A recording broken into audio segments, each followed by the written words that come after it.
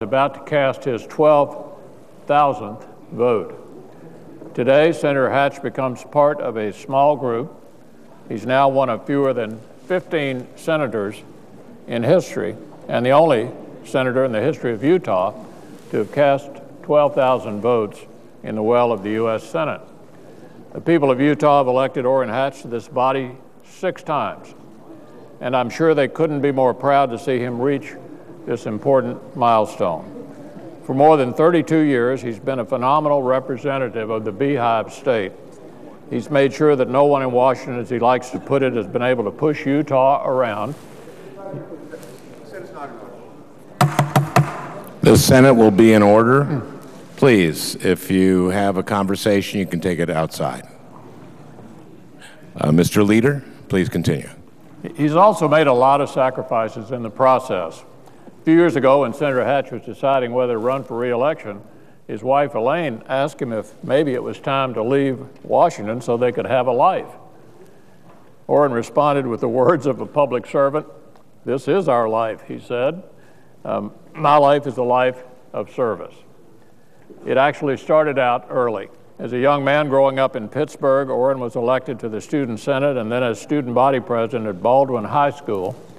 Later at Brigham Young University, thanks to an alphabetical seating chart, he met Elaine Hansen. It was probably the only thing he ever got in his life, simply by way of good luck. Orrin was always a hard worker. As a boy, he sold eggs from his family's chickens. He worked as a janitor in college.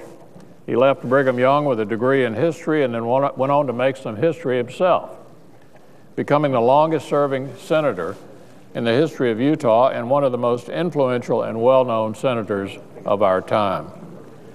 Politics came naturally and quickly. Before winning a Senate seat, he had never held elected office. A tireless campaigner, Orrin set out across his state to meet the people of Utah and to tell them how he could help them in Washington. His message and his work ethic earned him their respect, and it earned him 54% of the vote. From the moment he was sworn in, Orrin... Please, the Senate will be in order.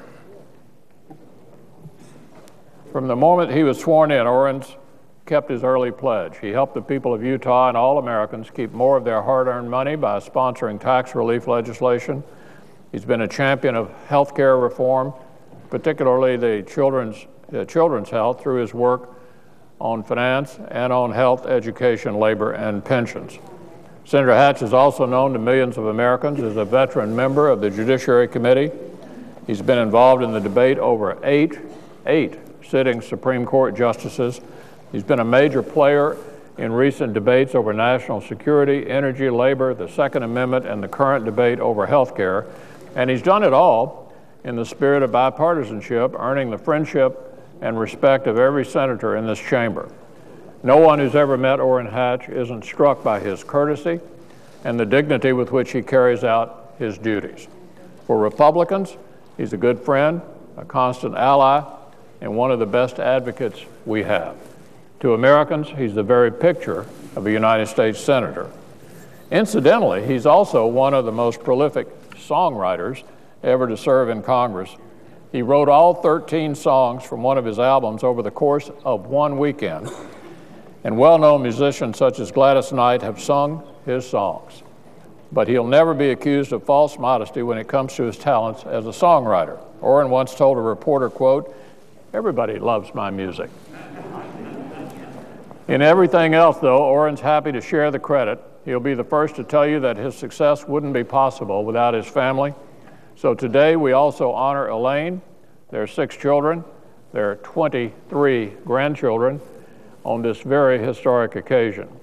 These milestones are important because they testify to the hard work and commitment. But they also give us an opportunity to recognize colleagues that we admire and respect, colleagues like the senior senator from Utah.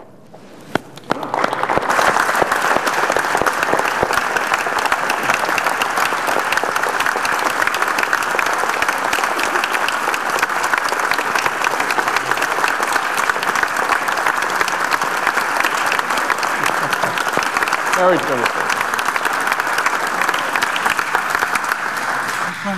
Mr. President, The Democratic Leader, Majority Leader. Sorry. Mr. President, if we could have order. I have looked forward in the last half hour or so to this occasion, recognizing that Orrin was going to be making his 12,000th vote the next vote. People of Utah are proud of Senator Hatch for a lot of reasons. His name is really synonymous with Utah. The name Hatch, even though he spent a lot of his growing up in Pennsylvania, the name Hatch is a prominent name throughout Utah. They even have a town named Hatch. His great-grandfather, Jeremiah Hatch, helped found the town of Vernal. Orrin, I have to say this, my staff preparing this said the beautiful town of Vernal. I had the interesting town of Vernal.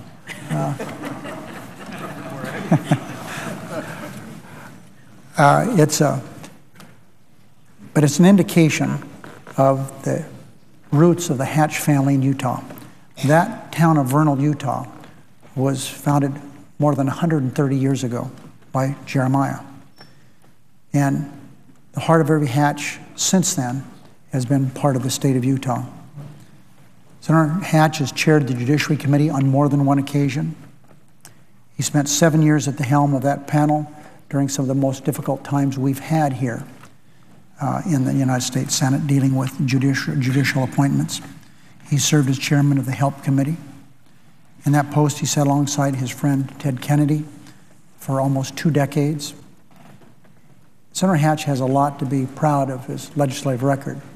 One of the things that is a hallmark of Senator Hatch is the reason we have a Surgeon General's warning on cigarette packages and advertisements. That's because of Senator Hatch's advocacy. He's not only been a good senator, he's also a terrific lawyer. He's excelled in his younger days as a basketball player. He's fought in the ring. And he's, as we've heard from the Republican leader, an accomplished musician, and he really is. He recently wrote a song in honor of Senator Kennedy, and I think that was terrific. It's not the first song that he's written about his friend. Now, Mr. President, Orrin Hatch has really dedicated his life to people, period. As a young man, he took 2 years out of his life to serve as a Mormon missionary in the states of Indiana, Ohio, and Michigan. Now, that is, as some say, it's like going into the Army and not having to carry a gun. It is a very, very strict 2 years. They have very strict assignments and a routine that they go through, and it prepared him well for what we do here in the Senate. But during his heavy, heavy load here in the Senate, he's rarely not been a Sunday school teacher or doing other things with the church. He is somebody who is, I think we would, on this side, would agree that Orrin Hatch on occasion can be fairly partisan. But I would say that that's not always the case. He has almost nearly alone on a number of occasions broken away and been responsible for important legislation. In recent years, the Children's Health Insurance Program, many educational issues, including leaving no child behind, have been as a result of his stepping out. Orrin and I are not political soulmates, but we are soulmates. He's a wonderful man and a good friend. As we've heard, he's a father of 6, grandfather of 23, great-grandfather. He's one of the most senior members of this body and one of the most respected. And I think truly the reason that Orrin is the person he is because of Elaine. He has an angelic wife, a woman who is at his side, supportive of him through good times and bad. She's a wonderful woman. I'm happy to have as one of my neighbors from the state just above ours, Utah, Orrin Hatch, who will truly go down as one of Utah's outstanding, great senators. And that's the way it should be. The senator from Utah. Mr. President, I shall not prolong this a great deal, but I need to stand as Orrin's junior colleague and acknowledge not only all of the things that the two leaders have acknowledged, but the great friendship that I have experienced coming here as a senator. Orrin, we shall now reveal, was somewhat enamored of my opponent when I ran the first time. And he, at the same time, with great fairness, reached out to me to become acquainted with me. And after we had a particular problem arise in that campaign, Orrin reached out to my opponent and settled that problem with the kind of diplomacy and capacity that he always has. And from that time forward, I could not have had and could not have wished for a more reliable or more supportive senior colleague than Orrin Hatch. Now, I am senior to him when it comes to age. You wouldn't think that to look at the two of us, but it happens to be true. But never at any time has he treated me as anything but a complete equal. He's acted as a mentor, and I'm grateful to the two leaders for their setting aside this time, and I wish to join with them in congratulating Orrin on his 12,000th vote.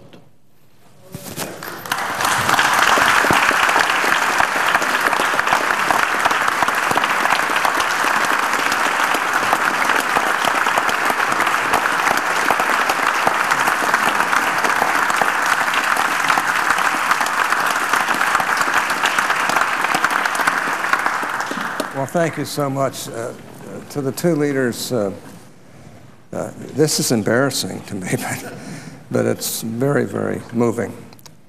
To have all of you friends and colleagues here just means so much to me. I didn't realize it was such a big deal to cast 12,000 votes, but I'm grateful that the people of Utah have given me this privilege and this opportunity to serve in the greatest legislative body on earth today, and with the most wonderful people I know on both sides of the floor. I really appreciate each and every one of you, and as long as I'm here, I'm going to try to do the very best job I can. I'm very grateful to Bob Bennett as well. He's a wonderful colleague, a wonderful companion here in the Senate, and a wonderful guide and help to me as well. But this body means a great deal to me. We all saw what it meant to Ted Kennedy and the great accolades that he received throughout his lifetime. And I felt it was a real privilege to be able to be close to him, as I am to almost all of you, and will be to all of you. This is a tremendous, tremendous body. I just wish we could get rid of some of the partisanship and also work together a little bit better than we have. But to the extent that I can, I'll certainly try to do that. And I just want to thank my friends on the Democrat side for their patience and their tolerance and kindness, and my friends on the Republican side for putting up with me all these years. I'm very grateful to you. By the way, I have 3 great-grandchildren as well. So I have 26 grandchildren, and I think probably more on the way by now. When I was a missionary in the Great Lakes Mission, Ohio, Indiana, and Michigan, they once called me to start the congregation in Sandusky, Ohio. We did. We only had 4 people there, 4 members who hadn't been to the church in less than 10 years. Within a month, we had 30. They were all women, of course, and children. And I became the first branch president or pastor of that congregation. And we have the longest serving women's organization in the world in the Mormon Church, and that's called the Relief Society, which is presided over by women. Well, I don't want any of you to misconstrue this, but I was also set apart as the president of the Relief Society as well in that small branch of the church. And from those humble experiences, I have to say that I received some of the greatest experiences of my life. That mission was important to me. This is important to me. And I love each and every one of you. I think I've expressed that to you in various ways, even though at times I'm sure you wonder about it. But I'm just very grateful to all of you. Sorry I took so long here, but I've been very moved by this nice nice care that you've all shown to me. Thank you so much.